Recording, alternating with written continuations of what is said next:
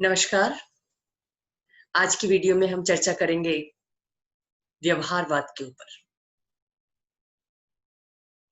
व्यवहारवाद second world war के बाद राजनीति विज्ञान के क्षेत्र में उदित एक शैक्षिक आंदोलन है, एक बौद्धिक प्रवृत्ति है, जिसका उद्देश्य इस विषय को विज्ञान बनाना है। आप सबके मन में जिज्ञासा हो रही होगी, प्रश्न उठ रहा होगा कि यदि सेकेंड वर्ल्ड वॉर के बाद राजनीति जैसे विषय को विज्ञान बनाने की मुहिम शुरू हुई, तो फिर अरस्तु को प्रथम राजवैज्ञानिक क्यों कहते हैं? बेशक अरस्तु ने राजनीतिक सिद्धांतों को जन्म देने में वैज्ञानिक प्रविधियों का प्रयोग किया था, आगमनात्मक पद्धति का प्रयोग किया था, अवलोकन की पद्धति का प्रयोग किया था,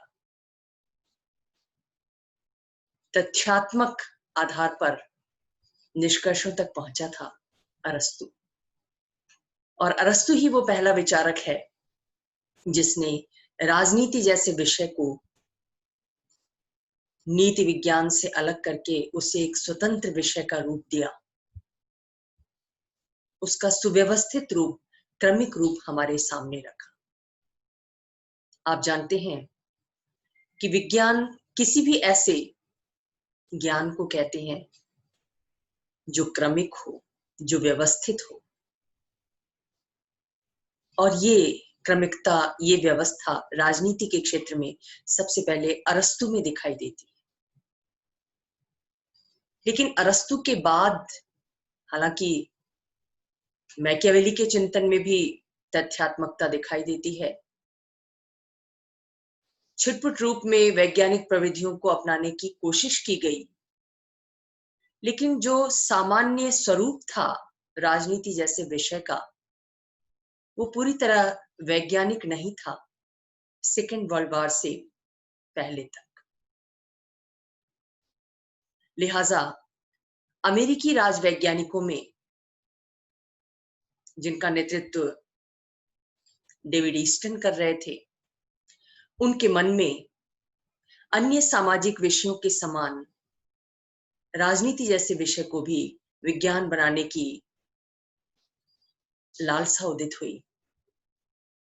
उन्होंने इस विषय को वैज्ञानिक स्वरूप देने की चेष्टा की और इसके लिए जो मुहिम चलाई, वही मुहिम व्यवहारवाद के नाम से जानी जाती है। ये व्यवहारवाद वास्तव में जो पारंपरिक अध्ययन का तरीका था, पारंपरिक राजनीति शास्त्र था, उसके प्रति एक तरीके के असंतोष का परिणाम था। असंतोष किस बात को लेकर था कि पारंपरिक राजनीति शास्त्री जिस तरीके से अध्ययन कर रहे थे, उससे इस विषय का ना तो समग्र रूप स्पष्ट हो पा रहा था, इस विषय को व्यापकता नहीं मिल पा रही थी, और इसकी वजह से इसको विज्ञान बनाना भी मुश्किल हो रहा था।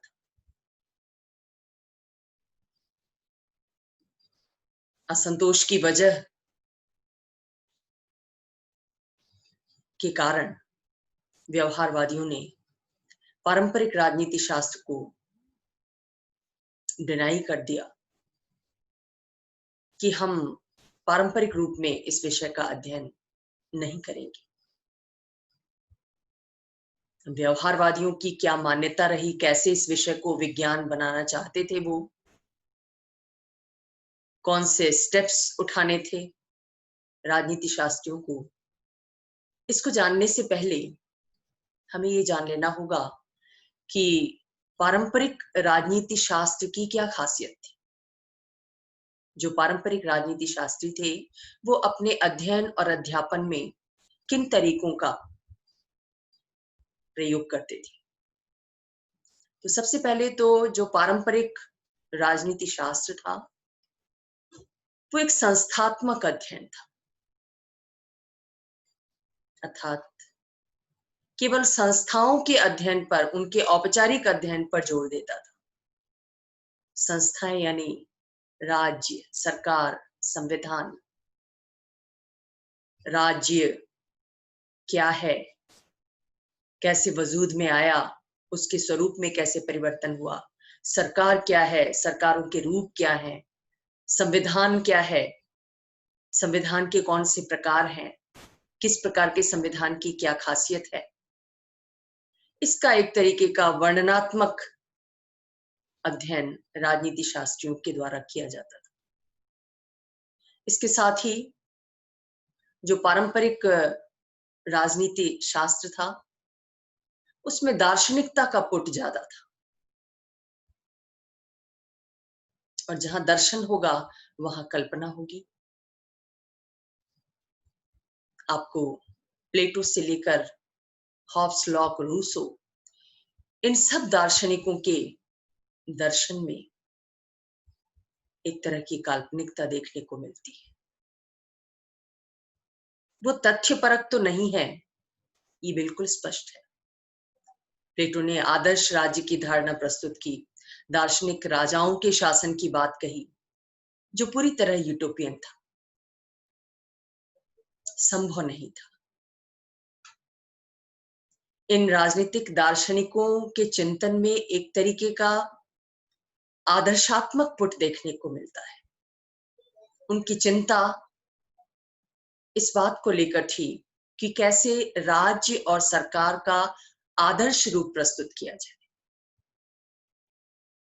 राज्य, सरकारें, संविधान कैसे होने चाहिए, इस बात को केंद्र में रखकर वो अध्ययन और अध्यापन करते थे।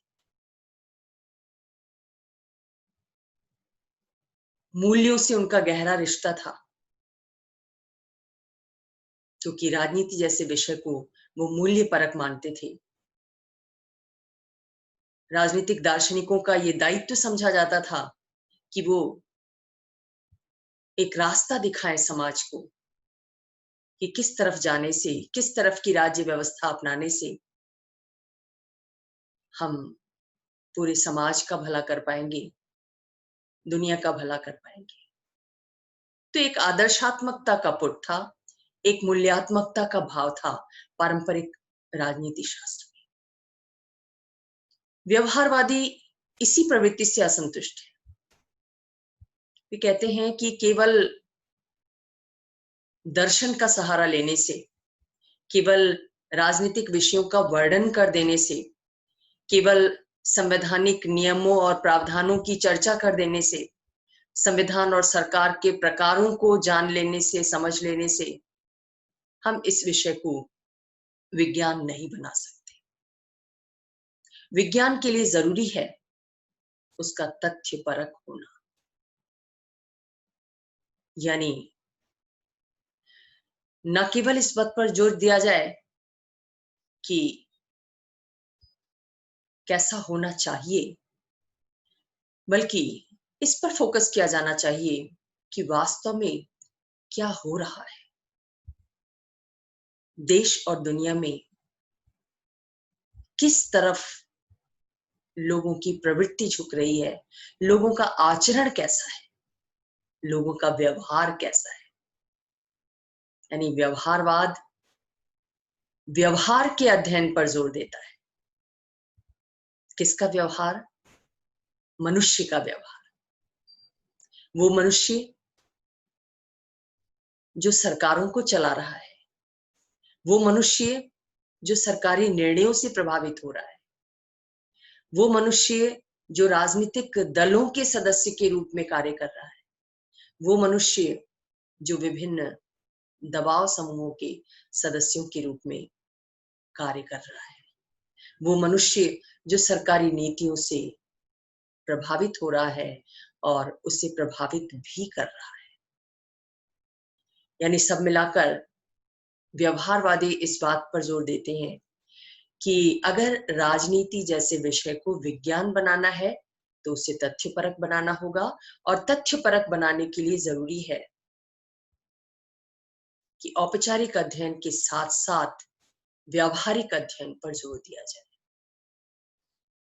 व्यवहार में क्या कुछ हो रहा है उस पर भी ध्यान दिया जाए, तब जाकर हम राजनीति के क्षेत्र में जिन सिद्धांतों का निर्माण करेंगे वो सिद्धांत वैज्ञानिक होंगे और ये विषय व्यापक परिप्रेक्ष्य को प्राप्त कर सकेगा। तो व्यवहारवादी आंदोलन एक शैक्षिक आंदोलन है, अमेरिकी राजनीति शास्त्रियों के द्वारा शुरू किया गया और इसका उद्देश्य इस विषय को प्राकृतिक विज्ञानों और अन्य समाज विज्ञानों जैसे समाजशास्त्र, अर्थशास्त्र, मनोविज्ञान, इनके समान विज्ञान बनाना है, क्योंकि व्यवहारवादी विचारक पारंपरिक राजनीति शास्त्र से संतुष्ट नहीं है।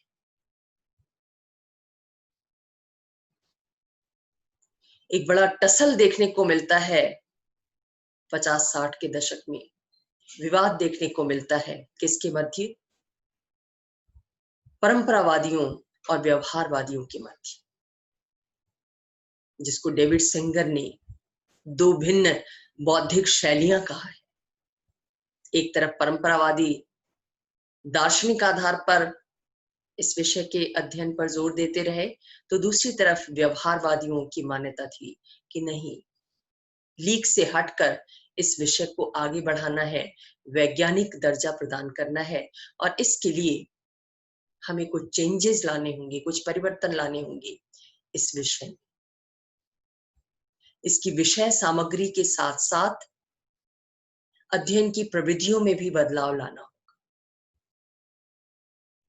लिहाजा ईस्टर्न सहित तमाम व्यवहारवादियों ने व्यवहारवाद की कुछ मान्यताएं सामने रखी और ये अपेक्षा की सभी राजनीति शास्त्रियों से कि वो अगर इन मान्यताओं के अनुरूप अपना अध्ययन और अध्यापन जारी रखें तो वो दिन दूर नहीं जब हम इस विषय को एक वैज्ञानिक विषय बना सकेंगे, राजनीति शास्त्र, राजनीति विज्ञान बन सकेगा। यहाँ पर मैं आपको बता दूं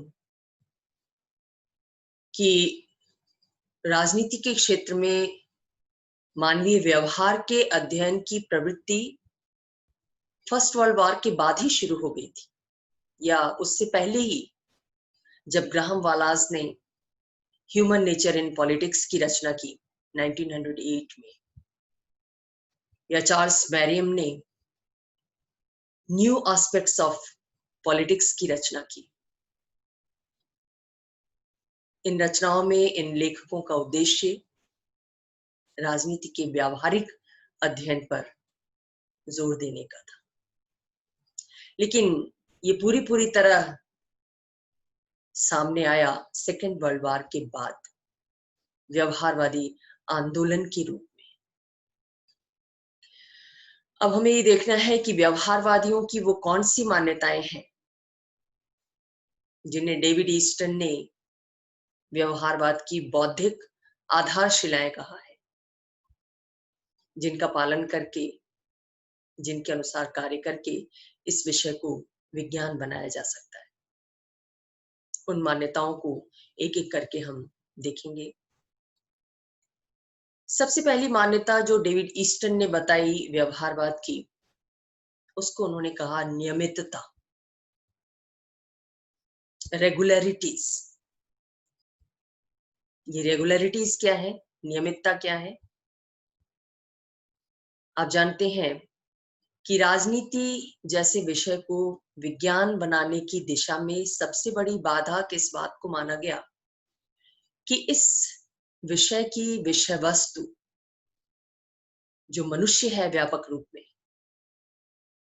उस मनुष्य का व्यवहार, उस मनुष्य का स्वभाव इतना जटिल है, क्षण क्षण परिवर्तित होने वाला है, जिसकी वजह से इस विषय में किसी सामान्य निष्कर्ष तक पहुंचना, किसी सामान्यीकरण तक पहुंचना पॉसिबल नहीं है। कुछ कहा नहीं जा सकता। मनुष्य का व्यवहार आज जो है कल को पूरी तरह बदल जाता है। एक स्थान से दूसरे स्थान में बदलाव आ जाता है। अमेरिकी नागरिकों का व्यवहार निसंदेह अलग होगा भारतीय नागरिकों से। एक समय विशेष में, स्थान विशेष में इस व्यवहार में इतनी जटिलता, इतना परिवर्तन दिखाई देता है कि इसे समझ पाना आसान नहीं है। इसलिए इनका तथ्यात्मक विश्लेषण भी संभव नहीं, ऐसा कहा जाता है। यहां पर व्यवहारवादी ये कहते हैं कि नहीं, मानवीय व्यवहार में भी बहुत सारी रेगुलरिटीज हैं, बहुत सारी नियमितताएं हैं जिनको खोजने की जरूरत है, समझने की जरूरत है, और उन नियमितताओं के आधार पर हम किसी निष्कर्ष तक पहुंच सकते हैं। जैसे अगर हम भारत में मतदाताओं के मतदान आचरण का अध्ययन करें तो फर्स्ट इलेक्शन से लेकर अब तक हमें कुछ कॉमन फैक्टर्स दिखाई देंगे जो हर इलेक्शन में मतदाताओं के मत को प्रभावित करते रहे। जैसे भारतीय मतदाता जाने अनजाने में जातिगत फैक्टर से बहुत प्रभावित रहा है, यानी अपनी जाति के कैंडिडेट को वोट देने में उसकी रुचि ज्यादा रही है। जातिगत आधार पर वोट बैंक बनाने की कोशिश भी हुई है। व्यवहारवादियों की दृष्टि से अगर देखें तो ये है नियमितता।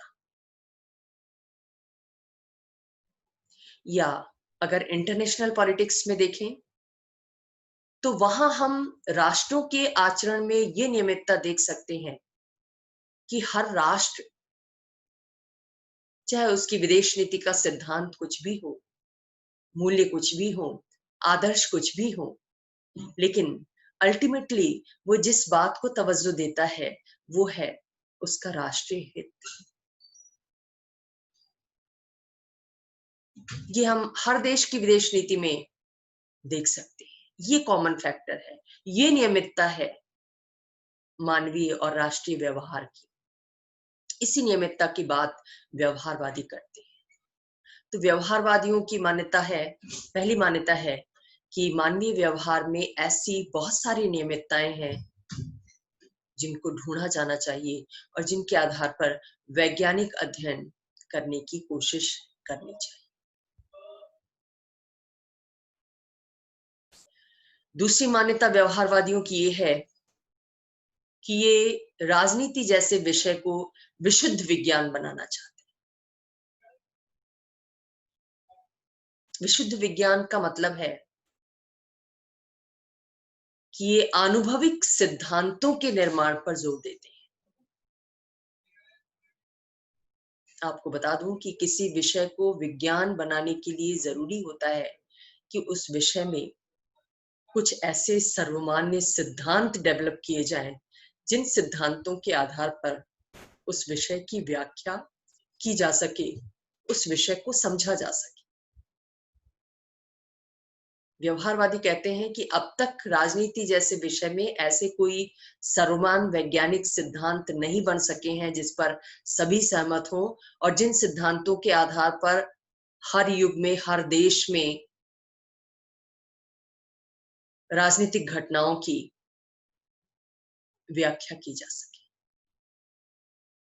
लिहाजा अब राजनीति शास्त्रियों को ऐसे व्यापक सिद्धांतों के निर्माण में संलग्न होना चाहिए जो सिद्धांत विषय की सांगोपांग व्याख्या कर सकें और ऐसे सिद्धांतों के साथ राजनीति जैसा विषय अपने वैज्ञानिक स्वरूप को प्राप्त कर सके। तीसरी मान्यता व्यवहारवादियों की यह है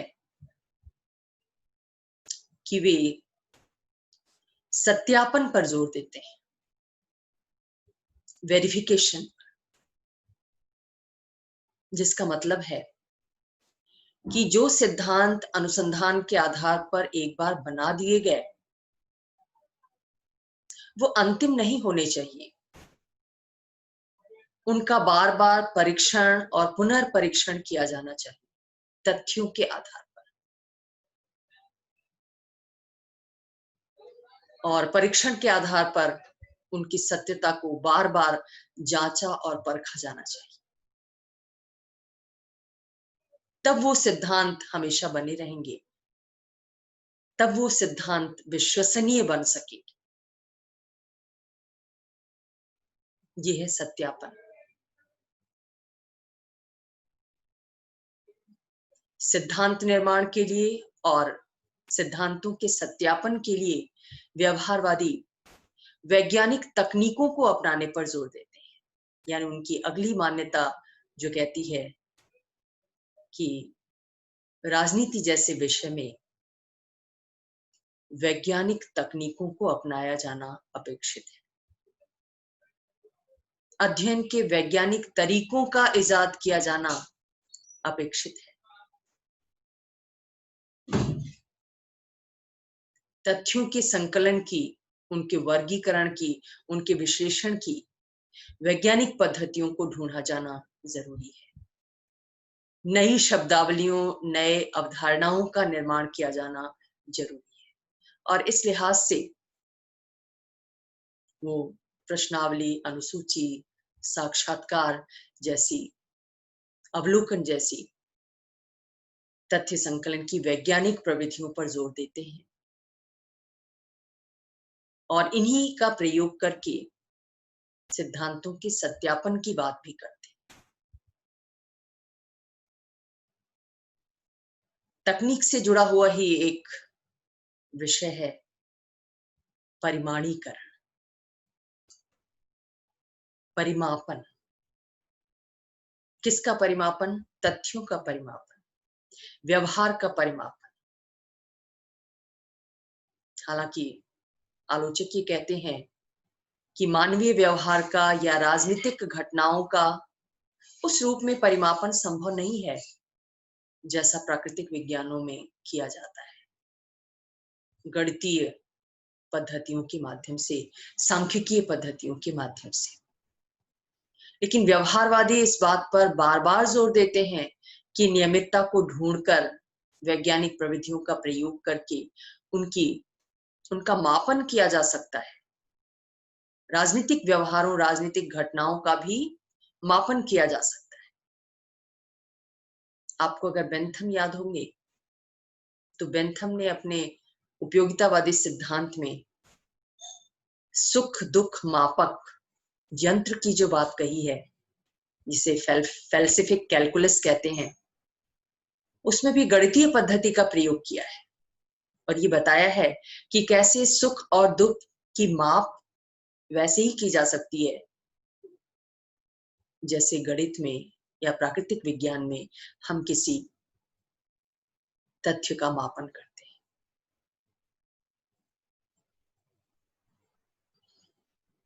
तो इस बात पर जोर देते हैं व्यवहारवादी कि राजनीतिक घटनाओं का भी मापन किया जाना चाहिए और ऐसा संभव है। इसके लिए गणितीय पद्धतियों का सहारा, सांख्यिकीय पद्धतियों का सहारा लिया जाना चाहिए। इसके अलावा व्यवहारवादियों की अगली मान्यता ये है कि वो इस विषय के व्यवस्थाबद्धीकरण में विश्वास रखते हैं, सिस्टमेटाइजेशन में विश्वास रखते हैं, जिसका सीधा सा मतलब है कि वे शोध और सिद्धांत में घनिष्ठ संबंधों की स्थापना करना चाहते हैं। उनकी मान्यता है कि राजनीति जैसे विषय में जो भी अनुसंधान हो, जो भी शोध हो, वो शोध सिद्धांत निर्माण की तरफ उन्मुख होना चाहिए। यानी हर शोध किसी न किसी सिद्धांत को निर्मित करे, प्रेजेंट करे, और दूसरी तरफ जो सिद्धांत हैं, उन सिद्धांतों के द्वारा शोधकर्ताओं का मार्गदर्शन किया जाना चाहिए, उनके लिए आधार भूमि तैयार करने का कार्य करना चाहिए।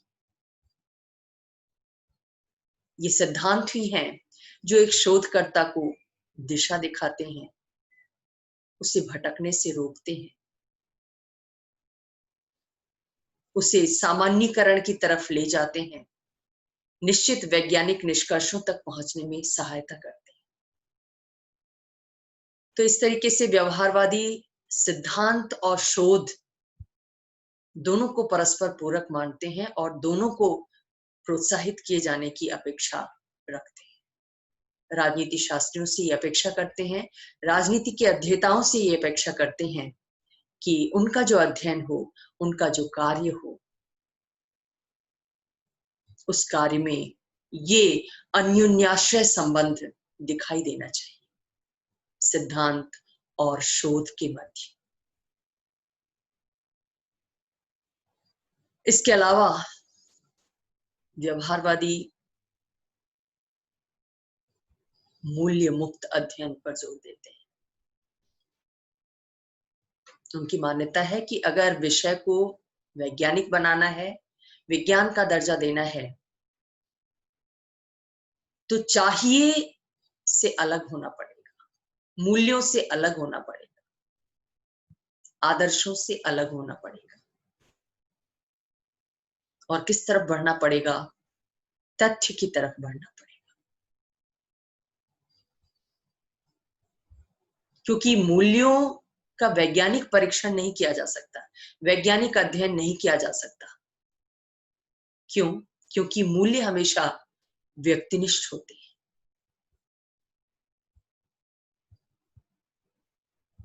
एक व्यक्ति किसी स्थिति को किसी मूल्य के लिहाज से देखता है, दूसरे व्यक्ति के लिए वही मूल्य उचित नहीं हो सकता है, उसके दृष्टिकोण के हिसाब से वो गलत हो सकता है।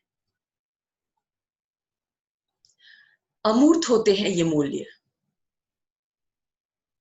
जो दिखाई नहीं देते, और विज्ञान जिस तथ्य की अपेक्षा करता है वो तथ्य हमेशा मूर्त होते हैं, दिखाई देते हैं। उनमें व्यक्तिनिष्ठता नहीं होती, वस्तुनिष्ठता होती है। वो एक व्यक्ति को जैसे दिखाई देंगे वैसे ही दूसरे को भी दिखाई देंगे।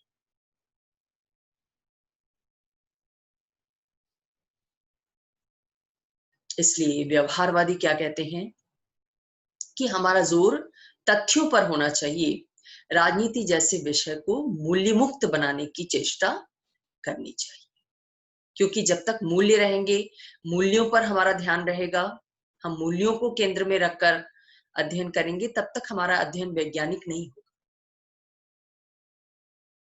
लिहाजा मूल्य मुक्त अध्ययन पर जोर देना ये व्यवहारवादियों की एक बड़ी मान्यता है।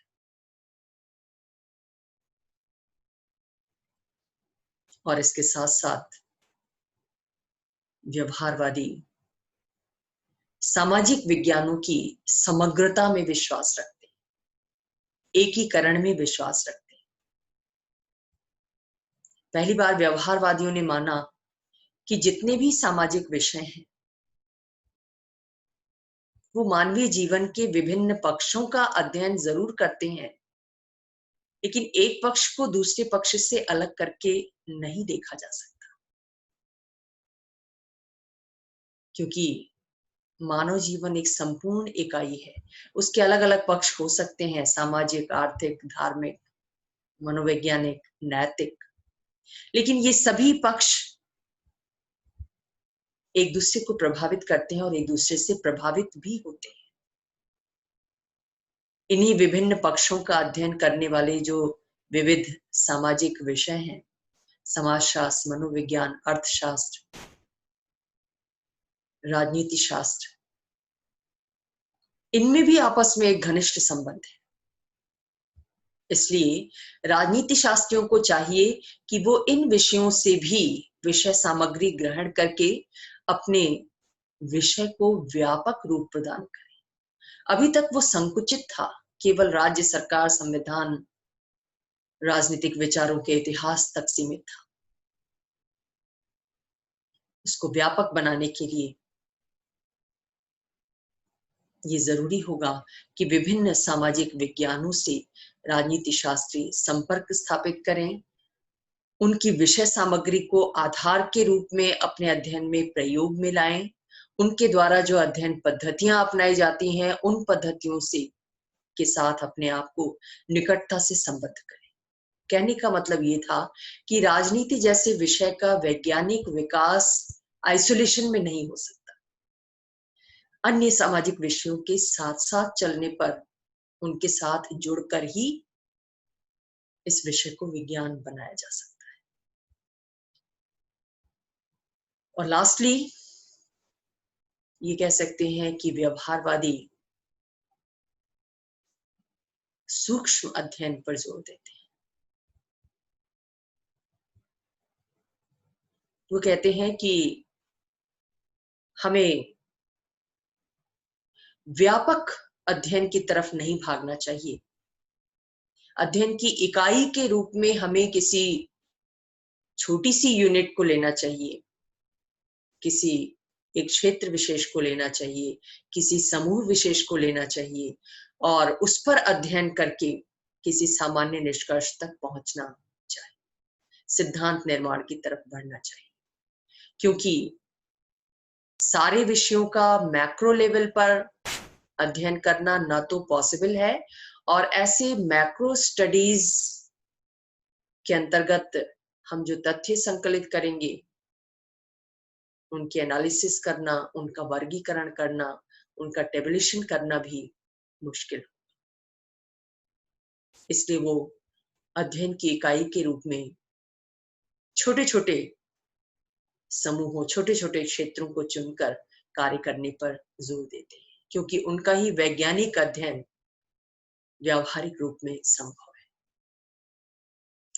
तो ये व्यवहारवादियों की मान्यताएं थी, और इन्हीं मान्यताओं के आधार पर व्यवहारवादियों ने इस विषय को विज्ञान बनाने की चेष्टा शुरू की। उनकी ये चेष्टा कहां तक सार्थक हुई, ये अलग चर्चा का विषय है। आलोचक इस पर ही केंद्रित करते हैं, खासतौर से जो परंपरावादी विचारक हैं, राजनीति शास्त्री हैं, वो व्यवहारवादियों पर बहुत आक्षेप लगाते हैं और ये कहते हैं कि राजनीति जैसे विषय को पूरी तरह विज्ञान बनाना संभव नहीं है, क्योंकि राजनीति का शुरू से ही मूल्यों से गहरा रिश्ता रहा है। ये तो राजनीति शास्त्रियों के केंद्र में रहेगा ही कि कैसे हम बेहतर राज्य स्थापित करें, कैसे बेहतर व्यक्ति और राज्य के बीच संबंधों की स्थापना करें। चाहिए की तरफ तो उनका झुकाव रहेगा ही। इसलिए मूल्यों से पूरी तरह नाता तोड़ना राजनीति शास्त्रियों के लिए संभव नहीं है, और न ही ये उचित है। हम प्राकृतिक विज्ञानों की तरह कोरा तथ्यात्मक विज्ञान इस विषय को नहीं बना सकते, ऐसा परंपरावादी कहते हैं। राजनीति आदर्शात्मक विषय थी और रहेगी, ऐसी उनकी मान्यता है। व्यवहारवादी जबरदस्ती राजनीति से मूल्यों को पृथक करना चाहते हैं, लेकिन ऐसा संभव नहीं है, क्योंकि मूल्य उस व्यक्ति के अंदर घुसे पड़े रहते हैं, उसके व्यक्तित्व का अभिन्न अंग बन जाते हैं। जिस व्यक्ति के व्यवहार का अध्ययन करने की बात व्यवहारवादी विचारक करते हैं। व्यवहारवादी कहते तो हैं कि उनके सिर्फ बाह्य आचरण का अध्ययन किया जाए, व्यवहार का अध्ययन किया जाए, लेकिन क्या ऐसा संभव है? क्योंकि व्यक्ति का बाह्य आचरण भी जाने अनजाने में उसके अपने व्यक्तिगत मूल्यों से प्रभावित होता है। जो उसके आदर्श हैं, जो उसके विश्वास हैं, उनसे प्रभावित होता है। उनसे पीछा छुड़ाकर वस्तुनिष्ठ अध्ययन करना राजनीति जैसे विषय में तो संभव नहीं है और वांछनीय भी नहीं है, ऐसा परंपरावादी मानते हैं। दूसरे परंपरावादियों की ये कहना है, उनका ये मानना है कि व्यवहारवादियों ने लंबे समय तक अपने आप को इस विषय में उलझाए रखा कि कैसे इस विषय में वैज्ञानिक सिद्धांतों का निर्माण किया जाए, कैसे सत्यापन किया जाए, कैसे नई अवधारणाओं का डेवलपमेंट किया जाए, कैसे तकनीकों का डेवलपमेंट किया जाए, जिसका कोई खास परिणाम देखने को नहीं मिला। वैश्विक जीवन में, राष्ट्रीय जीवन में बहुत सारी समस्याएं, बहुत सारे संकट सामने आए, लेकिन व्यवहारवादी बंद कमरे में सिर्फ विज्ञान बनाने के चक्कर में इस विषय की नई नई तकनीकों का इजाद करने में लगे रहे। इसका कोई फायदा देश और दुनिया को नहीं मिला। तीसरी बात, आलोचक ये कहते हैं कि व्यवहारवादियों ने जिस माइक्रो स्टडी के आधार पर व्यापक निष्कर्षों तक पहुंचने की बात कही, सिद्धांत निर्माण की बात कही, वो भी उचित नहीं है, क्योंकि एक छोटे से समूह का अध्ययन करके उससे जो निष्कर्ष प्राप्त होंगे उनको पूरी दुनिया पर लागू करना, एक बृहत्तर सिद्धांत का निर्माण करना, ये न्यायसंगत प्रतीत नहीं होता। और न ही एक स्थान पर निर्मित सिद्धांत दूसरे स्थान पर लागू हो सकते हैं, क्योंकि हर देश की परिस्थितियां, हर समय की परिस्थितियां भिन्न भिन्न होती हैं, अलग अलग होती हैं।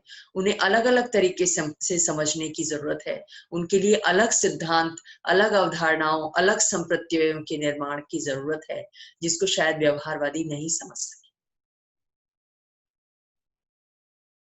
इसलिए परंपरावादी व्यवहारवादी मान्यताओं को सिरे से खारिज कर देते हैं। और लास्टली उनका यह आरोप है कि व्यवहारवादी स्वयं को मूल्य मुक्त कहते हैं, लेकिन अगर उनके स्टडीज का अध्ययन किया जाए, व्यवहारवादी दौर में उन्होंने जो सिद्धांत बनाए, उन सिद्धांतों का झुकाव उदारवादी जनतंत्र की तरफ है। साम्यवाद का, समाजवाद का विरोध उसमें दिखाई देता है। तो मूल्य मुक्तता कहां गई? कहने का मतलब है कि वो व्यवहारवादी जो मूल्य मुक्त राजनीति विज्ञान की बात करते हैं, वो स्वयं भी अपने आप को मूल्यों से मुक्त नहीं रख सके। लेकिन ये तो मानना पड़ेगा कि व्यवहारवादियों का जो प्रयास था इस विषय को विज्ञान बनाने का, वो निरर्थक नहीं गया। उनके नेतृत्व में शिकागो यूनिवर्सिटी के विद्वानों ने बहुत सारे आधुनिक राजनीतिक सिद्धांतों का निर्माण किया। Lasswell, Smith, Charles Merriam, Robert Dahl, Herbert Simon, F W. Riggs, इन सब ने राजनीति जैसे विषय में वैज्ञानिक सिद्धांतों की जो बात कही, जो सिद्धांत दिए, निश्चित रूप से वो सर्वमान्य तो नहीं है, लेकिन बहुत हद तक उन्हें वैज्ञानिक कहा जा सकता है। तो ये था व्यवहारवाद। परंपरावाद के विरोध में अस्तित्व में आया, उसकी प्रतिक्रिया स्वरूप अस्तित्व में आया सेकेंड वर्ल्ड वॉर के बाद अमेरिकी राज वैज्ञानिकों के नेतृत्व में, डेविड ईस्टन के नेतृत्व में शुरू किया गया और अपनी कुछ मान्यताओं को लेकर आगे बढ़ता है, जिसका उद्देश्य है विषय को विज्ञान बनाना, विषय के स्वरूप को व्यापक बनाना। तो आज इस वीडियो में इतना ही। आशा है आपको व्यवहारवाद के विषय में कुछ बातें स्पष्ट हुई। अब व्यवहारवाद की प्रतिक्रिया स्वरूप उसमें जो कमियां रह गई थी, उसको सुधार करने के उद्देश्य से एक नया आंदोलन सामने आया, जिसे हम उत्तर व्यवहारवाद कहते हैं। इस उत्तर व्यवहारवाद की चर्चा हम अगली वीडियो में करेंगे। तब तक के लिए धन्यवाद।